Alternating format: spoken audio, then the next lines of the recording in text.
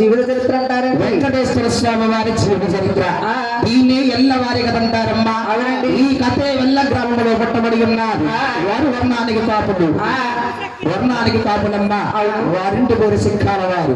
సిక్కాల కాటయ్య కాపు కామయ్య కాపు అనే హాకారుడు 3 నెలల పాటు దిగువాత్రమునంతా కూడా కాలినడకతో నడిచి వచ్చి కళ్ళతో చూసి నోట రాకవ చేస్తారమ్మా. మహానుభావుడు జీవన చరిత్ర నుంచి ప్రారంభమవుతుంది.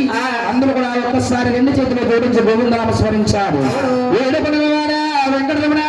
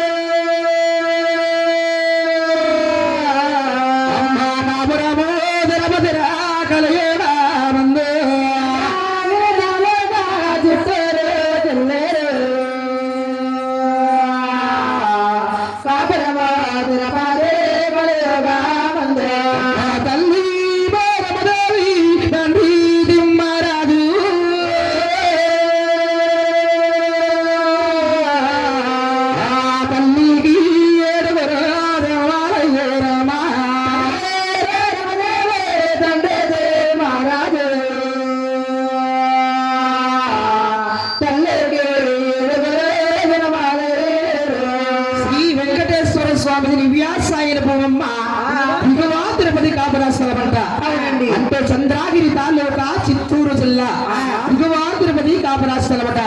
వెంకన్న బాబు వర్ణానికి సూర్యవంశరాజులమ్మ. ఇంటి పేరే ఉనికుల వారంటారు. భగవంతుడిది తులసి నామము, కాశీ గోత్రమట. భగవంతుడి గారి తల్లి గారి పేరు పేరమ్మదేవి గారు. తండ్రి గారి పేరు శివరాజు వారు. కాపరాస్థలమునందు వెనకా ముందు 7 నాదములు జన్మించారు.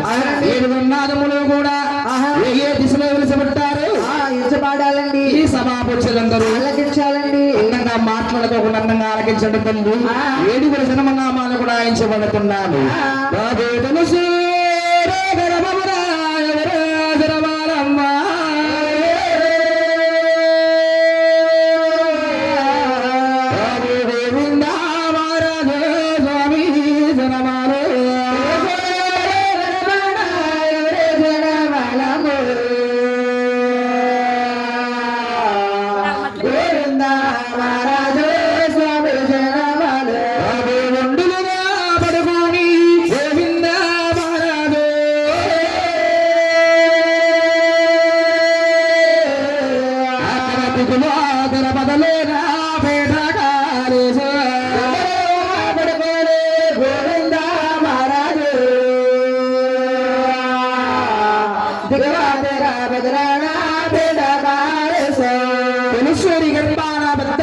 గోవిందరాజు గారు జన్మించారట. ఈ గోవిందరాజు గారంటేనమ్మా 6 అట్టం ఉంటాడు, 9 ముళ్ళు పడుకుంటాడు. మోకాలు దిగి చేతులుంటాయి. వాళ్ళ కాళ్ళ కడాది లక్ష్మి భూలక్ష్మి పాదాలు పడుతుంటారు. వాళ్ళనే దిగవాదులు మొదలు ఏమంటారయ్యా? తాయారమ్మ పుండరి కామాక్షం అంటారు. ఈ యొక్క గోవిందరాజు గారికి బంగారు కొంచెం ఉంటుంది. పల్లకాడే బంగారు కొంచెం ఉంటుంది. చూసారా ఇల్లేరా? తెల్లదమ్మా మీరు గోవిందరాజపట్నం లేదా దిగువతరపతే ఉందండి తలకడ బంగారపు కొంచెం. చూడండమ్మా, తలకాల బంగారపు కొంచెం కారణం ఉండదండి. అంటే ఆనాడు వెంకటేశ్వర స్వామికి వచ్చిన ఆదాయం అంతా కూడా ఎప్పటికప్పుడు గోవిందరాజు గారే లెక్క పెట్టేవారట. అంటే పెద్ద మిషన్ వచ్చినాయి అమ్మ. 200 గాయం దాకా 500 గాయం దూరప్పుడు ఆనాటి పూర్వం యాగానీలు, దమ్ముడీలు, రాగి డబ్బులు, చక్రవర్తులు, సిండీలు, అడవులు, నాకాసులట. ఇటువంటి స్వామి వారికి కాసులు కూడా వచ్చి రాశులుగా పడిపోయాట. ఈ స్వామి వారికి వచ్చిన ఆదాయాన్ని కొలవలేక బంగారపు కొంచెంతో కొలిసి అలసిపోయి చురుగు చెమటలు పట్టేసి కొలిచే బంగారపు కొంచాన్ని అలా తలగడిగా పెట్టుకున్నట్టే మాదిరిగా ఉరిగిపోయాడమ్మా. అందుకే జగదాప వీరుడు గోవిందరాజు గారికి తల్లకాడ బంగారపు కొంచెం కారమన్నారు. అవునండి. అక్కడికి అందముగా ఒక కుమారుడు జన్మించాడండి. ఒక అబ్బాయి జన్మించాడు.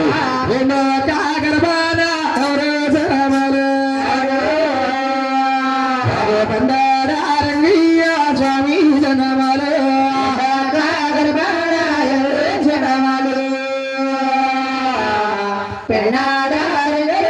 స్వామి చరణాలు ఇది శ్రీకాకుళం జిల్లాలో ఉందమ్మా పెండాడనే గ్రామంలోని రెండో గర్భవాసాన పెండాడ రంగనాయకుల వారు జన్మించారు. మూడో కాగర్భాన ఎవరో జనమాలు వెంకన్న స్వామి జనమాలు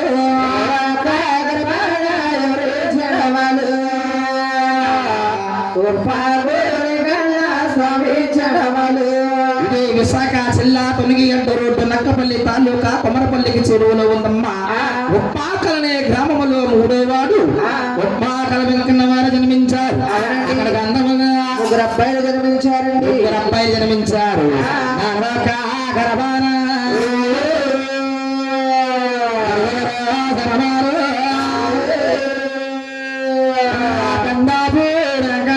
స్వామి జనమాలు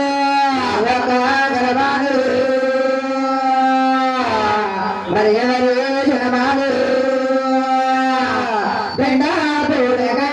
స్వామి జనమాలు బండపూడి అంటే ఎప్పుడు అనుకోవచ్చుందా అన్నవరం సత్యనారాయణ స్వామి దర్శనం వెళ్తుంటే ఎడమ చేతి బాగా ఉంటుంది. ఎడమ చేతి భాగంగా ఉంటారు.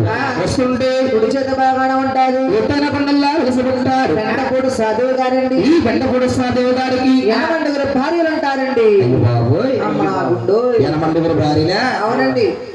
అయ్య బాబోయ్ ఏమండి గురువు గారు ఒక భార్యను పూజించుకోవడానికి ఇంకా పగటాలేమో తీనిమర్లు బ్యాండ్లు అంతగా ఖాళీగా ఉంటే ఉల్లిపాయలు అమ్ముకుంటున్నాం.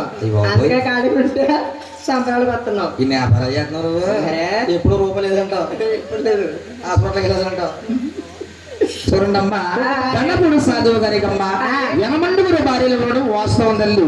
వ్యవహార దేవుడు లోకానికి దేవుడు సూత్రధారుడు కాబట్టి యనమండుగురు భార్యలు ఉండడం వాస్తవం అన్నారు.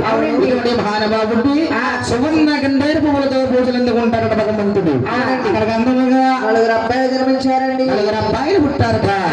ఐదో కాగరబాల ఎవరో జనబాల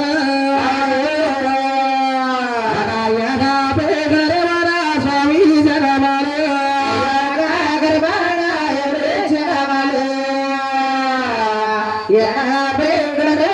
స్వామి చరణాలు తెలుసా? తెలుసండి. తెల్లాను మందేనం అంటే తెలుసు. మందనే కాదు బాబు, మా ఇజ్జగడ తెలిసింది మందేనం అంటే. అడగబాబు ప్రిపేర్ అడతాం. ఎప్పుడు వచ్చినా ఈ ఆడ వెళ్తా ఉంటాడు.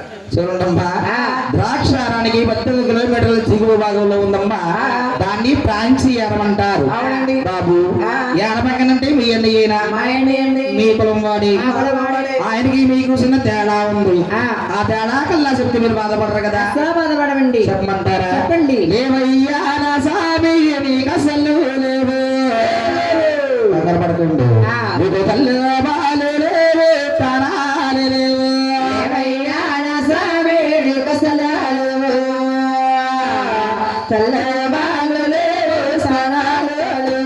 ఇదిగో తండ్రి బళ్ళు లేవయ్యా, ప్రాణాలే లేవయ్యా.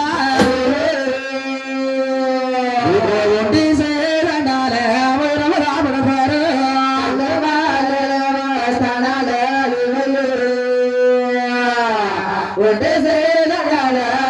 రాబడతారు. ఇదేమిటంటే కన్నా తల్లి గారికి 7 అబ్బాయిలు అన్నారు. 6 తల్లి ముళ్ళు తల జపాలున్నాయి. 5వ వాడిన ఏనపెంకనికి లేకపోవడం కారణమనుకోవచ్చమ్మా.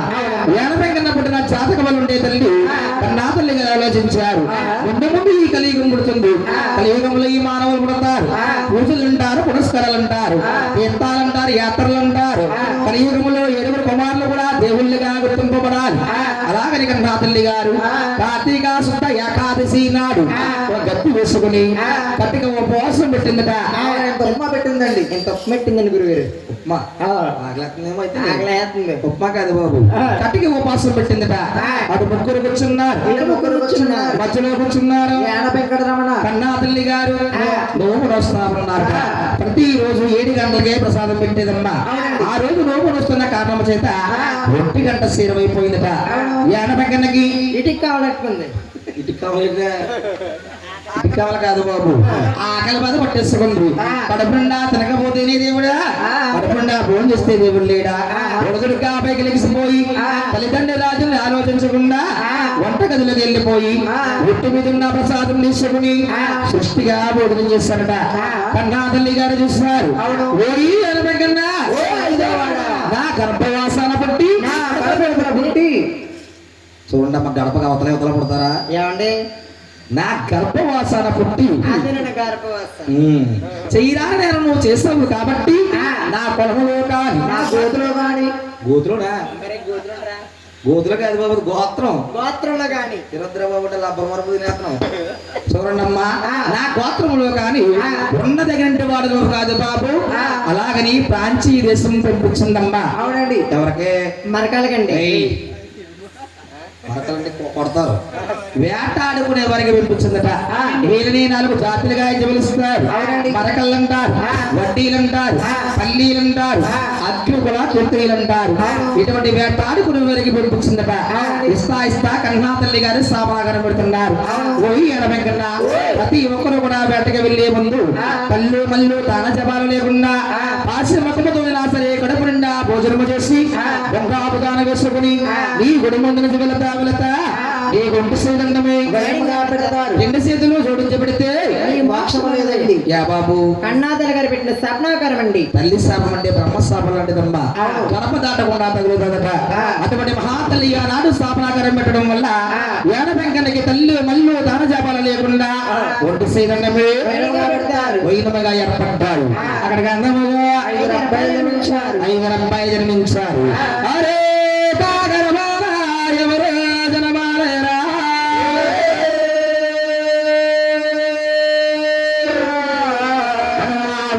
పల్లె వెంకన్న స్వామి జనమాల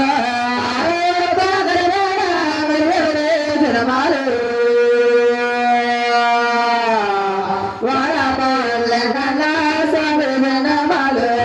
కృష్ణరామరగడ్డ ఇసుక నెల మీద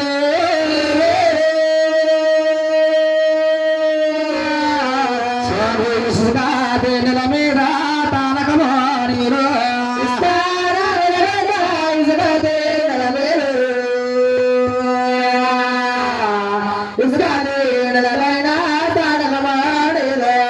పిల్లరమ్మ వాడపిల్లి ఇల్లా మళ్ళా వాడిపిల్లలు వచ్చేవారు వెళ్ళండమ్మా.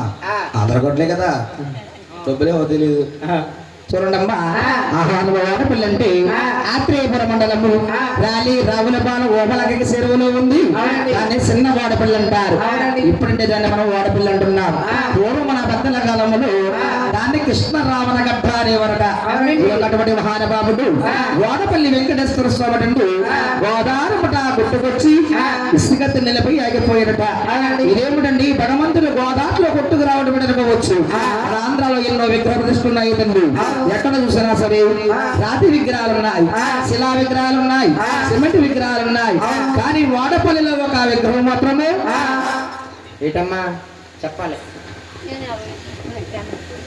ఎర్ర చందనపు కర్ర అంటే ఒక గంధపు మానగా గోదావరిమట గుట్టుకొచ్చి ఇసుక తిన్నలపై తారకం వేస్తారట. అందుకే ఎర్ర చందన స్వరూపుడు అంటారు. రాక మా గ్రామానికి వచ్చావా తండ్రి, అలాగని గుళ్ళు గోపురాలు కట్టుకుని మహానుభుడు గుళ్ళు ప్రవేశ చేస్తారట. ఈ యొక్క స్వామి వారు దర్శించుకుంటే అనుకున్న కోరికలన్నీ కూడా నెరవేరుతున్నాయని భక్తులు నమ్మకమ్మ. అంటే కొత్తగా ఒక గృహం కట్టుకోవాలన్నా, అమ్మాయి గర్భము దాల్చాలన్నా, అబ్బాయికి జాబు రావాలన్నా 7 శనివారాలు ఏకసక్రంగా వెళ్ళి 8వ శనివారం ఆగిపోయి 9వ శనివారం వెళ్ళి అర్చన ఉంచుకుంటూ అనుకున్న కోరికలన్నీ కూడా నెరవేరుస్తున్నాడు వాడపల్లి వెంకటేశ్వర స్వామి. 7 శనివారాల వెంకన్న దర్శనము 7 జన్మల పుణ్య ఫలం అండి. 7 జన్మల పుణ్య ఫలం అన్నారు. అటువంటి మహానుభావుడు 6వ గర్భవాసన వాడపల్లి గ్రామంలో వెలిసి పుట్టారు. దీన్ని కోనసీమ తిరుపతిగా అభివృద్ధిగా ఇచ్చారు తల్లి. ఈ భగవంతుడి ఒక తీర్థం ఉంది, యాత్ర ఉంది. తెలుగు నీకు తెలియండి. ఏడాది ఒకనాడు ఏకాదశి నాడు తెల్లవారు కూడా బాబుని సేవ. ఏకాదశి నాడు తెల్లవారు కూడా బాబుని సేవ. భద్రాచల సీతారాముల కళ్యాణం వెళ్ళడం 3 రోజులు వస్తుందమ్మా. దాన్ని మత్తత్ర ఏకాదశి అంటారు. అటువంటి రోజున వాడపల్లి ఏకాదశి అంటారు. అంటే భద్రాచలంలో సీతారాముల కళ్యాణం అయిన తర్వాత భద్రాచలం నుంచి మంచి మంచి ముత్యాలు వాడపల్లి గ్రామానికి వస్తాయట. అటువంటి రోజున వాడపల్లిలో కళ్యాణము ఎంతో అంగరంగ వైభోగముగా పూజలు అందుకుంటారు భగవంతుడు. అక్కడికి అందముగా 6 అబ్బాయిలు జన్మించారు. 6 అబ్బాయిలు కూడా ఎవరి రాజ్యాలు ఎవరికి మంచి పెట్టి ఆ తల్లి నాయన మంచం వేసుకుని ఒక చోట నిద్రపోతుందట. ఆ తల్లికి వయసు ఎంత బాబు? 75 సంవత్సరాలండి. యవన కాలము పోయి ముసలి కాలం మీదడి పోయిందమ్మా. అటువంటి మహాతల్లి ఒక మంచం మీద నిద్రపోతా ఉంటే ఇందా గుర్తు పెట్టుకోమని ఏంటమ్మా? ఏటమ్మా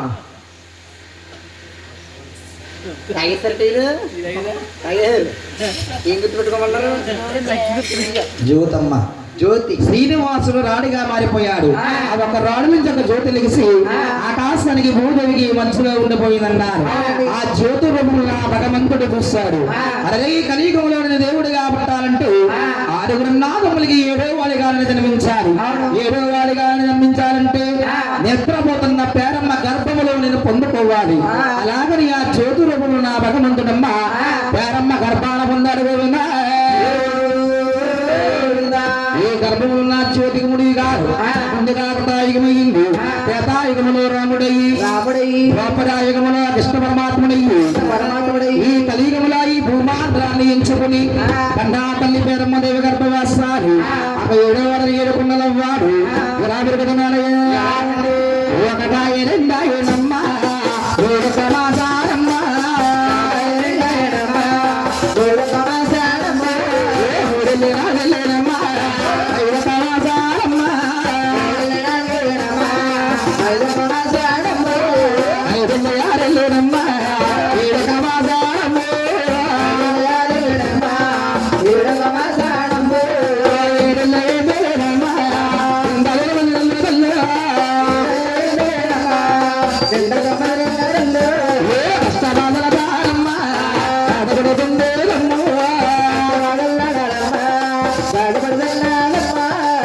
నిండా తిరుమలలో ఉండిపోయి కన్నా తల్లి పేరమ్మదేవి గారు బాధపడిపోతా నువ్వే కన్నా